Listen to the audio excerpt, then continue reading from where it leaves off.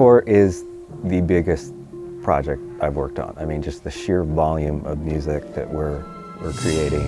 We've got 5 full-time composers working on this, plus each one of them kind of has their support team.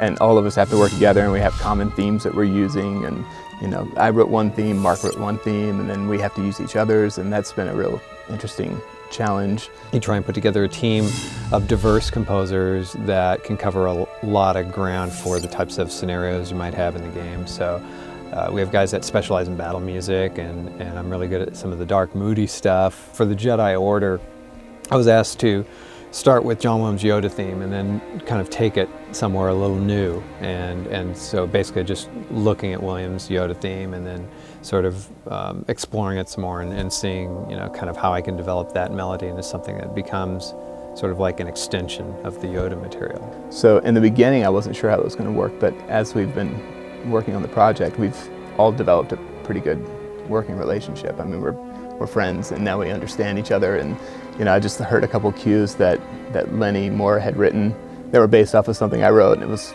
wow, this is refreshing. It's my music, but it's somebody else's music. So it's kind of cool the way it's working. It's an incredibly exciting pace, but also there's challenges with that, and everybody who's working on this project is just, is up for that kind of a challenge of trying to do the best work they possibly can and just kick butt. Yeah, well, it's a difficult challenge to write music that's fresh, but yet keep it within the idea of fans' expectations of what the Star Wars universe sounds like.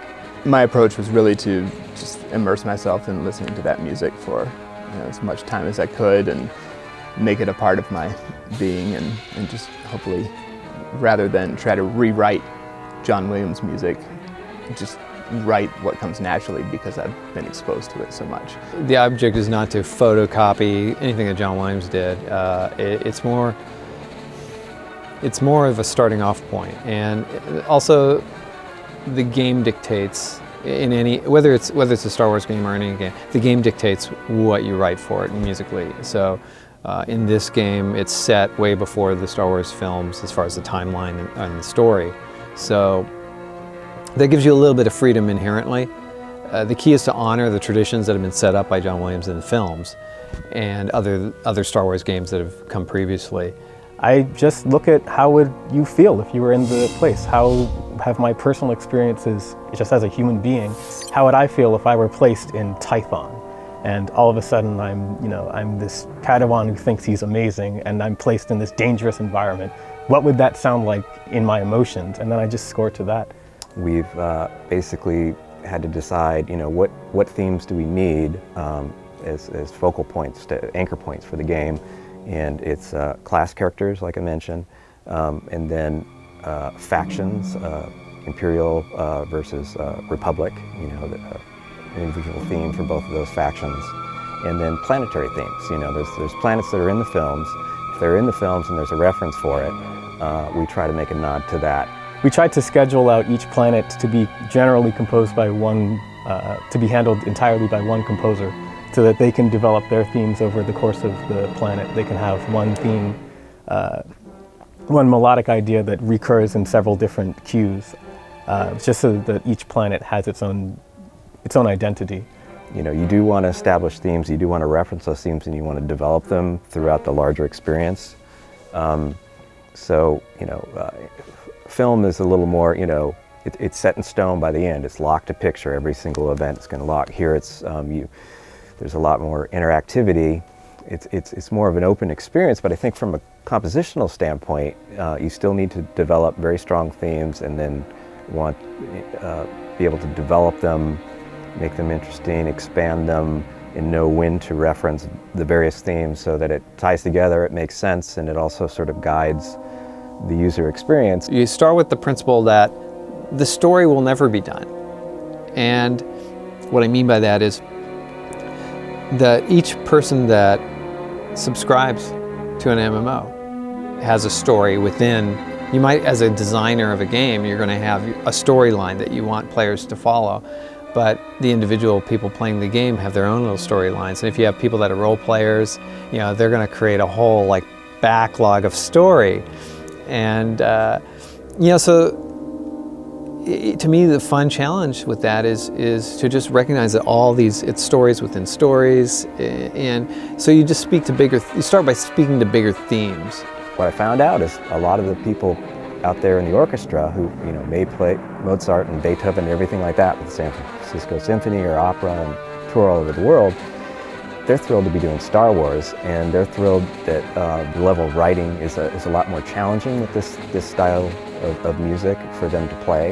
You know, it's very intricate. There's counterpoint happening. There's a lot of orchestral color, so they have a chance to actually play out, you know, and not just play a very simple part. It's more about the experience, about the emotion that I want the players to feel, that the setting will give them. Everything has a different color. One of the great things visually about this game is that every planet, every area has a different color scheme. And you can hear that in the music. You can just hear, this is this emotion that I really want this planet to go by. So I guess the answer is I really didn't think too much about the Star Wars thing, but more about the player's experience and within the general idioms of orchestral John Williams music, but kind of taking its own turn, because this is a very unique game in its own right. Sometimes people ask me about that, whether I'm intimidated by doing a project like this that has such a storied history and all that, but I'm just excited. I think the best way to describe it is I'm just really confident about what it is that I bring to a project, and I'm very comfortable, especially with live orchestra and live orchestral music. So this is what I love doing every day, and this is what I live to do. So I'm just really comfortable with it. I think every note of this thing so far has just blown me away. On every level, I had no idea what to expect, working with so many different composers, and I think that, personally, I think that we've absolutely nailed it. I think the fans are going to love it.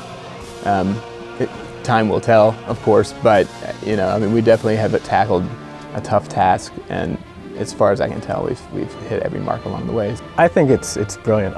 Every day that I come into these sessions, I'm totally inspired by everyone else's work. Mark, Lenny, and Gordy and Jesse have written some amazing music for this game. It's quickly shaping up to be really something special, and every single time I hear one of their cues, I look at it and I try to learn something. I mean, we have some really, really talented people working on this project. I think it's going to sound spectacular.